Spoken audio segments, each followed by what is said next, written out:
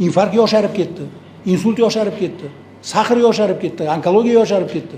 Hammasi mana shu farmatsevtikani biznesining orqasidan emasmi, Alisher aka? Juda katta mana shu farmatsevtika biznesi borda. Shuning orqasidan daromad qilinadi. Odamlarimizning sog'lig'i 5-masala.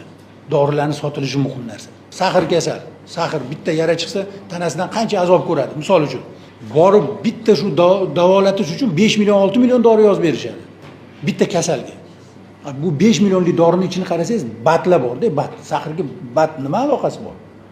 O'sha yerda o'tirgan odamlar shu dori biznesi bilan shug'ullanyapti. Qaysidir dorilar masalan odamga mayli quvvat berar ekan, boshqadir bilmadi, bu narsalarni bilmayman. Hozir gap u haqida emas. Gap bu yerda kasalni tovarga aylantirish degan tushunchani O'zbekistonda yo'q qilish kerak.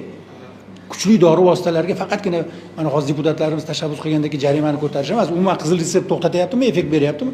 Beringlar antibiotikka, hammasini qizil retseptga. Sotib bo'lmasam, вообще aptekada.